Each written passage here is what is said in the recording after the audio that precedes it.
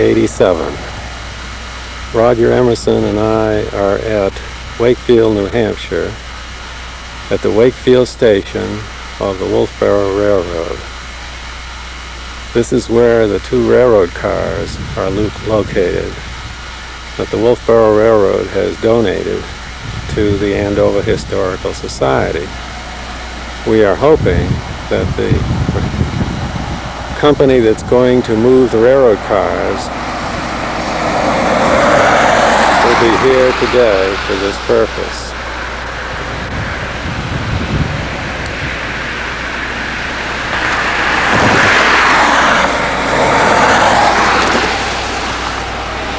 There are the cars that have been given to us. The snowplow in front and the caboose in the rear.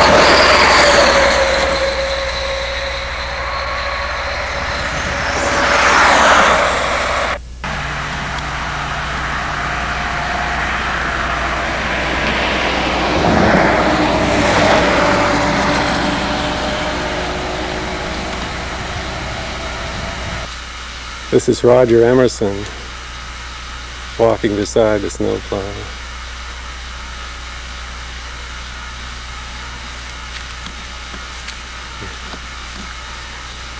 This is the caboose. We are told that the caboose was built in Rutland, Vermont around 1907, making it just about 80 years old. We don't know what the history of the snowplow is. It may be older. The mover will pick the body up and place it on, leaving the wheels behind, and place it on one flatbed truck. Then he will use his crane to pick up each set of wheels and place them on another flatbed. And this is the way they will move to Andover. Here are a few more shots from a different perspective.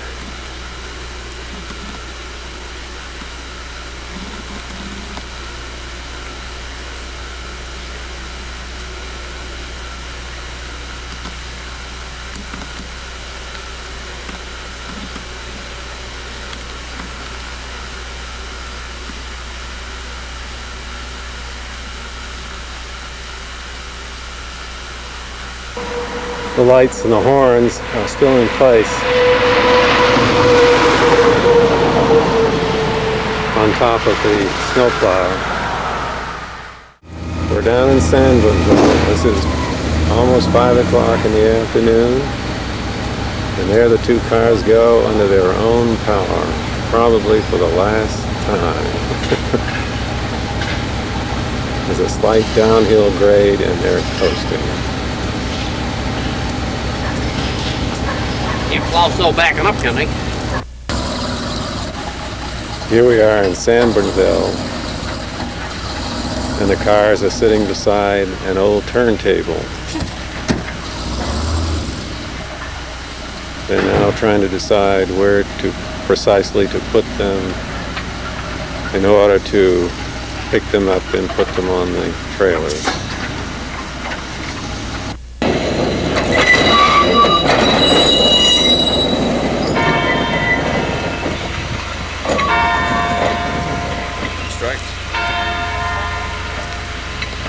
Probably the last time you'll see anybody working the handbrakes.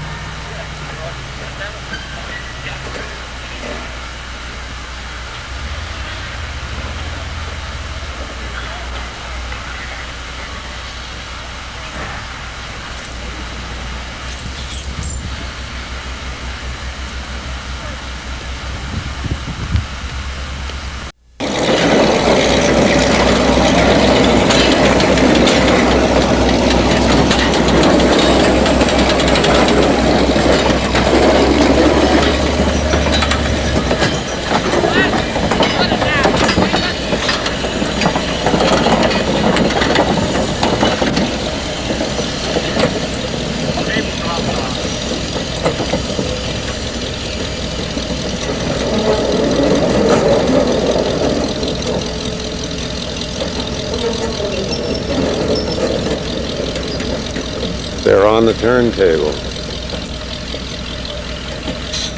I don't know why. This is Jim Robinson, the man who is the expert at moving railroad cars.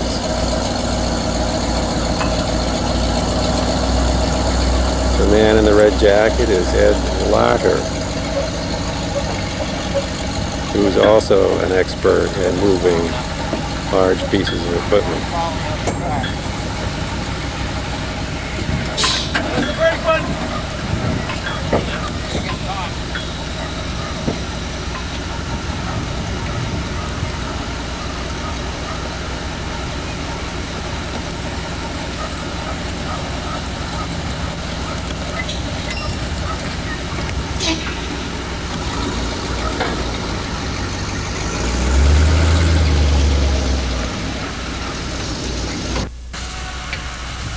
We're going to see the turntable in operation.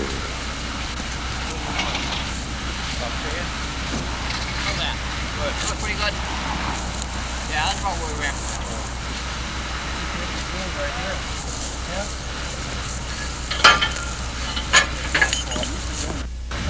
The man in the blue jacket is John Clements, ex-railroad engineer and railroad buff.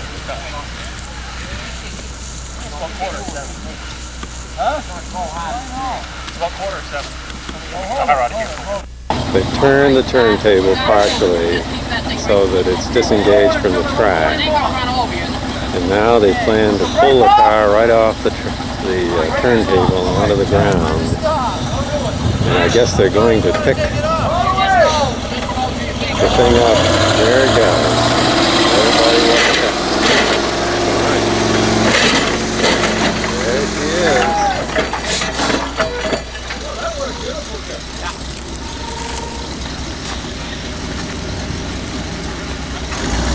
That's where they'll pick her up. Put her on the flatbed. Here are the three trucks. The flatbed, the crane truck,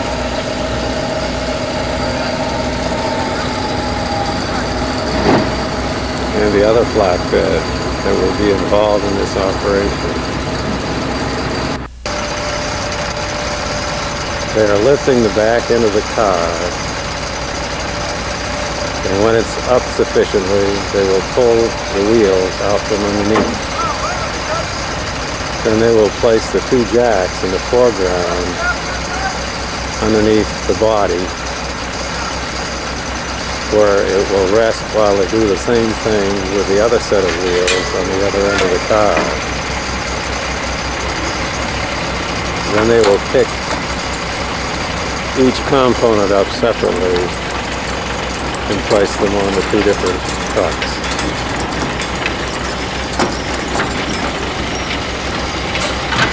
Whoops, there it is.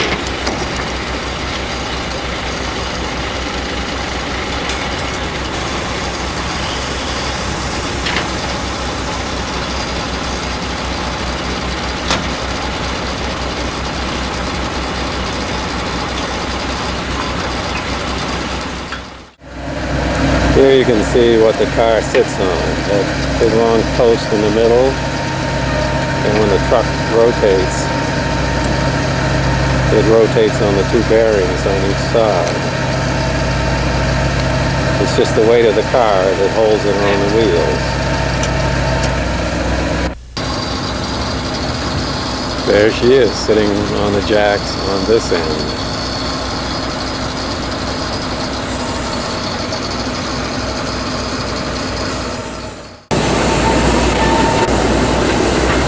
Cutting the steps off, which will be in the way, at least on this end,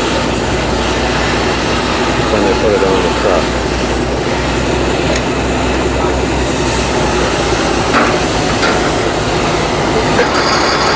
Here goes the other end up in the air.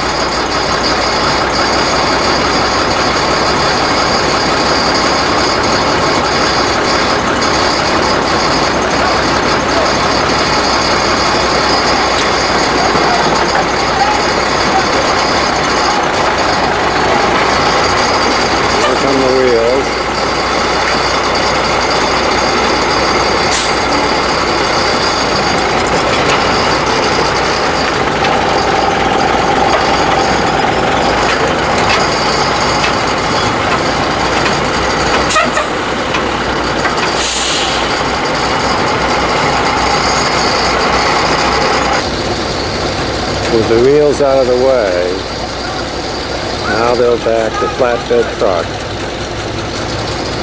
underneath the body and then lower the whole thing down on the flatbed.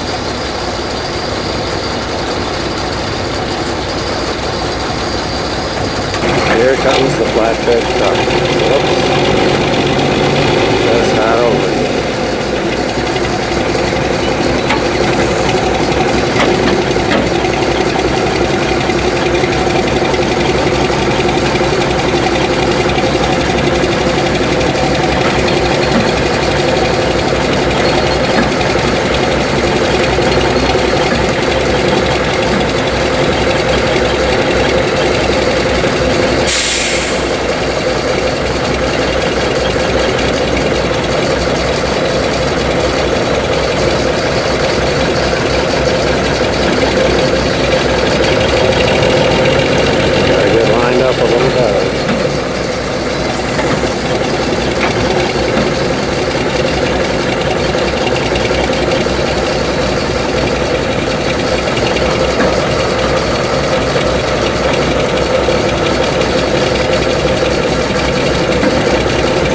Once more.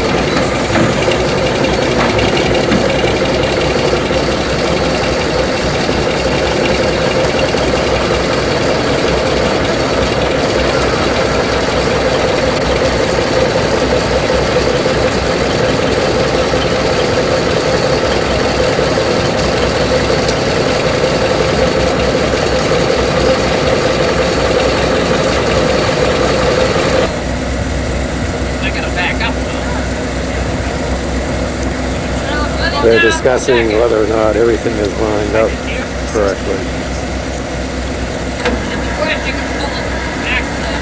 They're going to lower it down a little bit so they can judge it a little better. The pivot point is right in front of the man's hand, resting on the bottom of the car.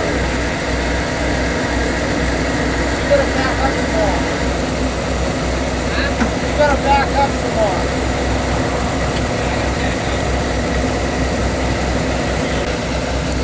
There she is with a set of rubber wheels.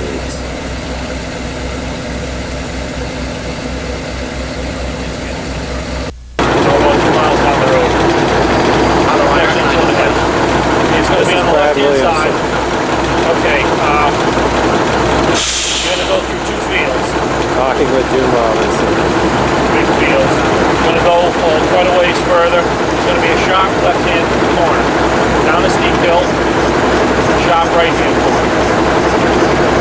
Brad Williams You'll know when you is the general manager of the When you get down Railroad. there, 4th driveway on the left. The company that made the car It's a chalet.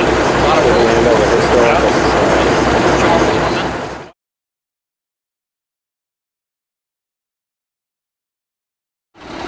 We're several hundred yards up the track from the Potter Place railroad station, and the car has finally arrived at the all fuel storage siding north of the station, and the men are in the process of trying to figure out how to get it on the track. They've already put the wheels on the track, with one set in front and one set in back.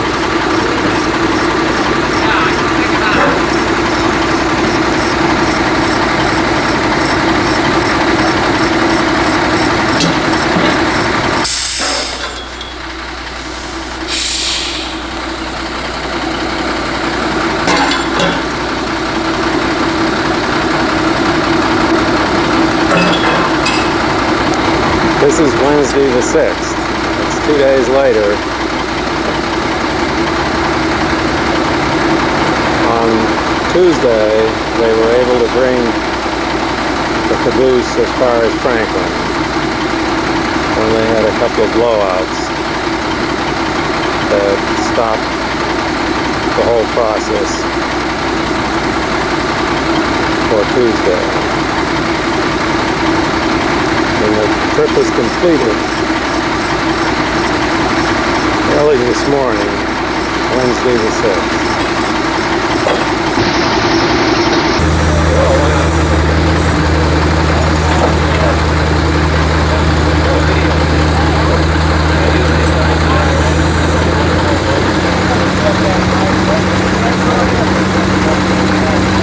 There it goes. They're lifting up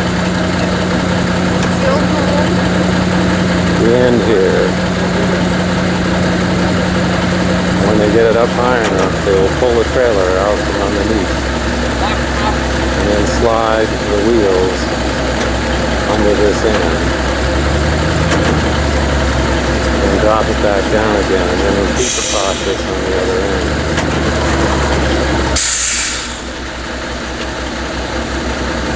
This has been a little bit tricky because the ground is soft,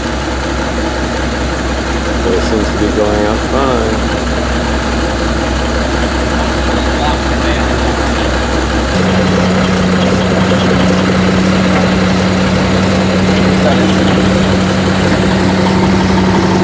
There goes the truck out from underneath.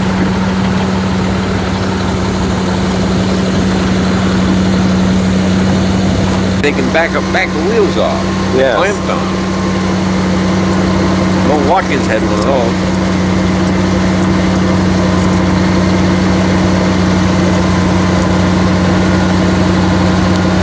Once you get them moving, they get hard to stop. Here it comes, down on the wheels. They'll wait a moment here while they line up the wheels perfectly.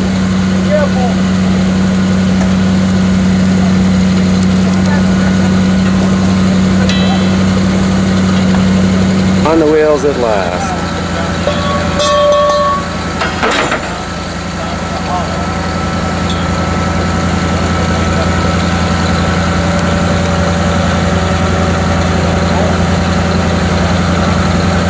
Now they'll unhook the crane and go repeat the process on the other end. Once they hit up in the air, they'll pull the jacks out of the way and slide the wheels under, and she'll be ready to go.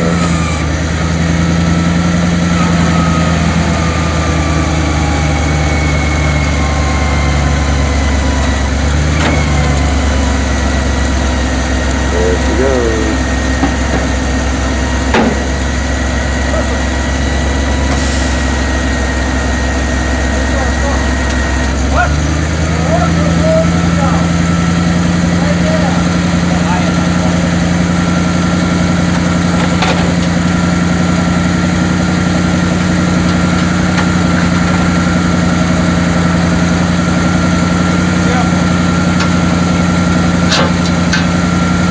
Jack's on the way.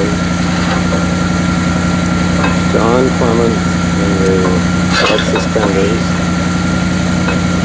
Ted Lauder in the red shirt. Les Ford in the blue shirt with his back to us. Les Fulton coming around the end of the car in his wife.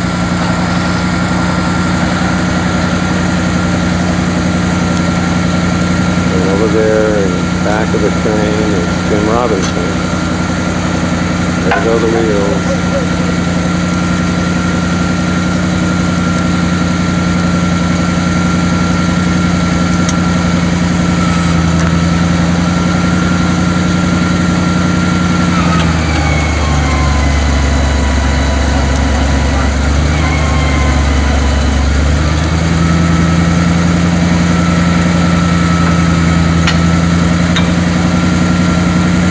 Once the wheels get going, they don't want to stop.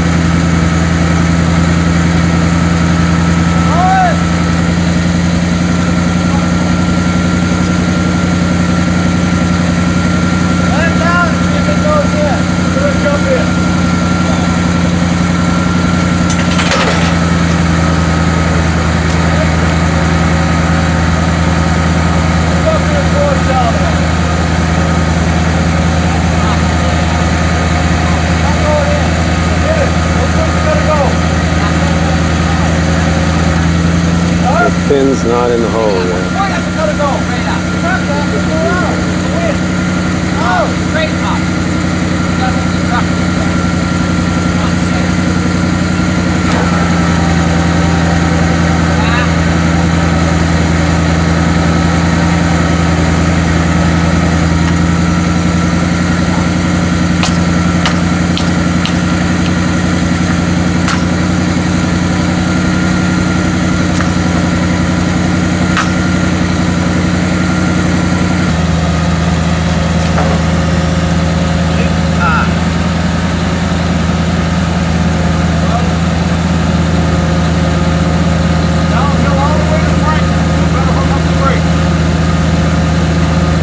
The wheels are all connected.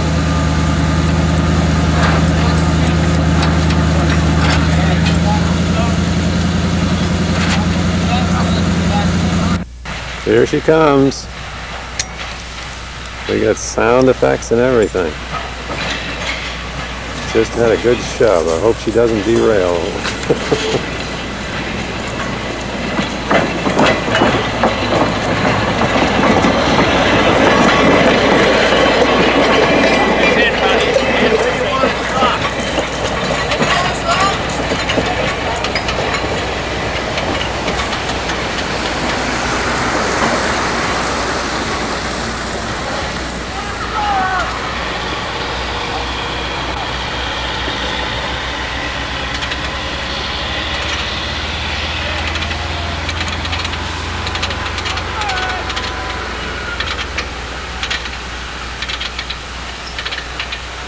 There they are, stopping it right there by the end of the station.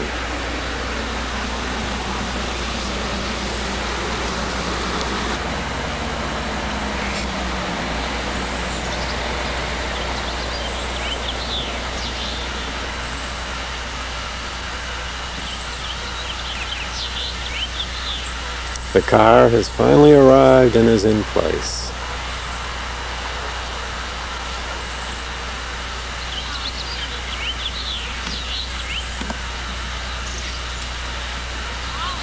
Sometime in the next week, the snowplow will be delivered. And we'll put that up on the other side of the station.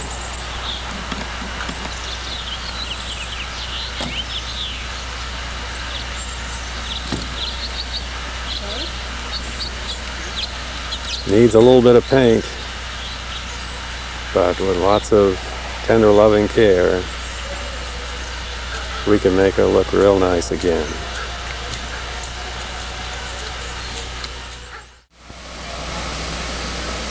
It's Sunday, August 16th, about 12:30 in the afternoon. It's quite warm, and the Andover Historical Society is having an open house in celebration of its railroad cars.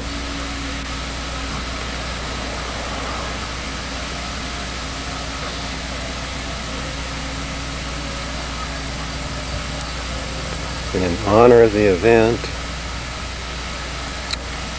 several gentlemen from surrounding towns have brought their antique automobiles.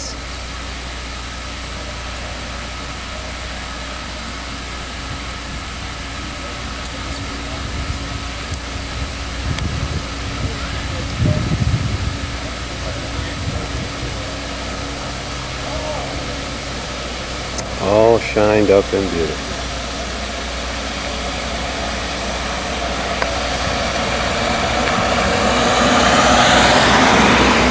Refreshments underneath the tent where the Potter residence used to be. And we have an antique sawing machine in the foreground that belongs to Roger Emerson, and some older machines that belong to Les Ford and Tom Miller in the background.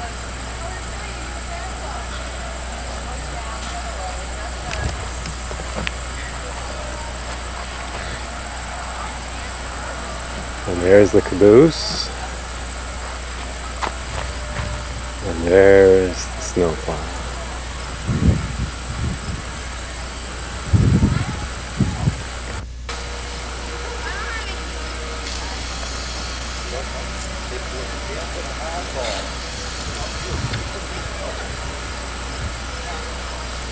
There are the antique cars again.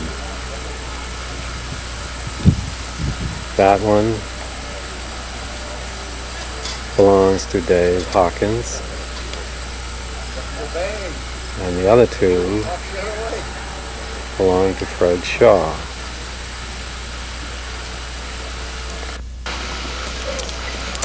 This is a 1931 Chrysler Imperial.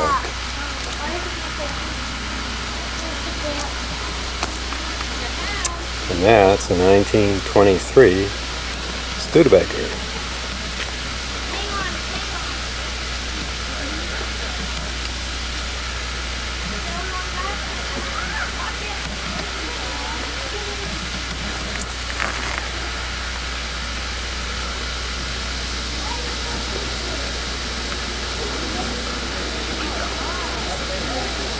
That's Dave Hawkins, Phil Fuller, and Les Ford admiring the cars.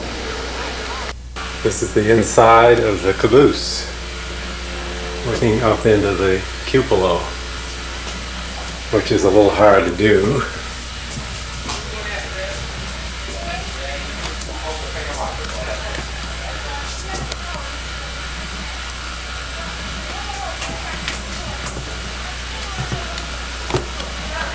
And we have too much backlighting here, so we'll try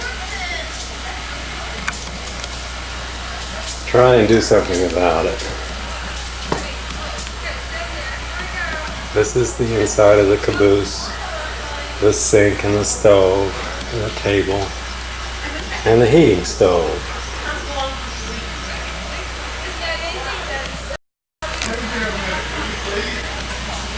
Now you can see the red floor. Way. Okay, come on boys, we have to go. Misha won't make it. He'll be here another day. There's the hand cars. So bad, but it's true. Some ladies all dressed up in their finery.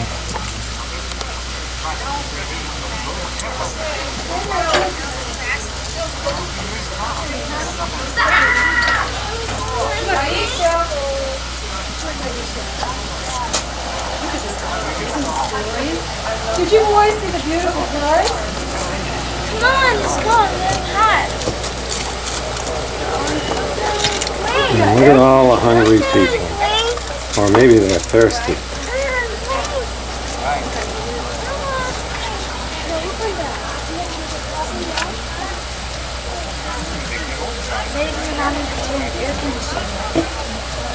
That's Big Pine. Harold Mitchell.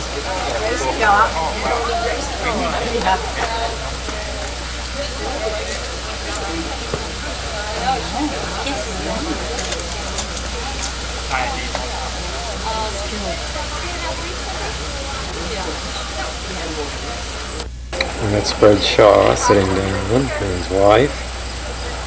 And they're talking to Dave Hawkins. Fred owns the Studebaker and Is it good? Hi. Yeah? the black car, Did you bring back old days? whose vintage I'm not sure of. We got a picture. And Dave owns the Chrysler Imperial. Now we're looking inside the snowplow. And it's quite a bit darker by comparison to the caboose. Walking forward towards the front end of the compartment. There's little stairs in front of me. I don't fall down. And now you can see the seat on the left, and another seat on the right, and all the controls and the window. And this is where the operators sit. Out the back you can see we have a porthole. Roger, what do you call this engine? A one-lunger gas engine. How old do you think it is? 1920. 1920.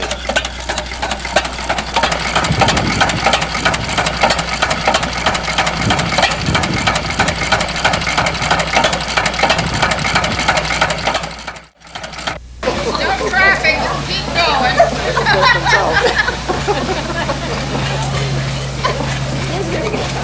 Francis Huntoon and Dorothy Lowe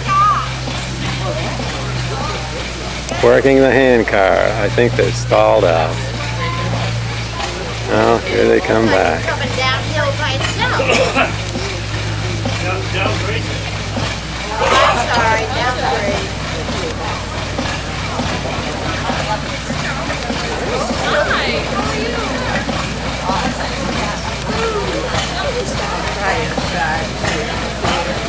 Gotta stop it right now. Okay, give us a speech. You're on videotape. Watch out, you're gonna have a collision. Jody Powers and Ellen Pine.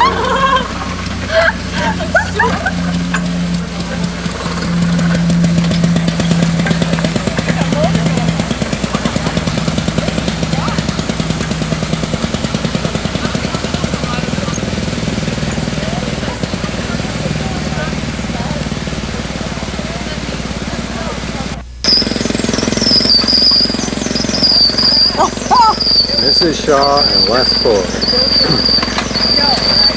Here comes Mr. Shaw. Wow. That's a sketch.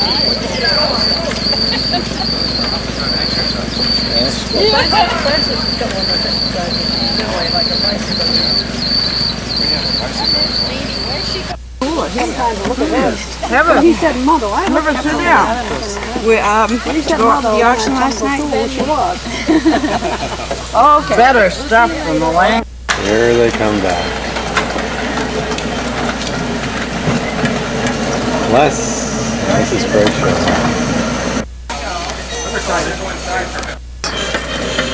Look at them go.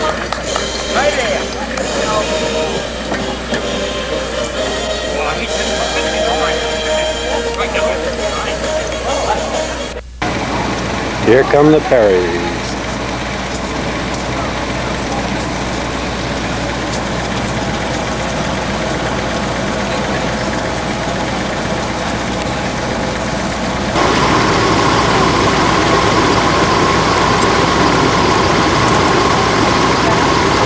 Fred Shaw, and Noah, and Maynard.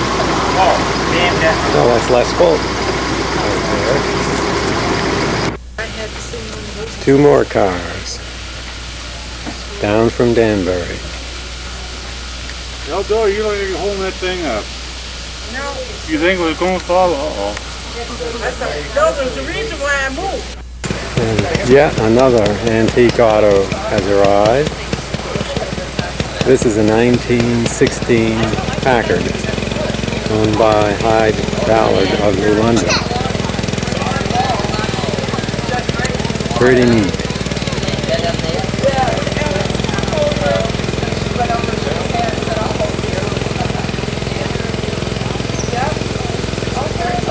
Yet another antique car. Jeff brought a man. This one is supposed to be owned by Bill Kidder.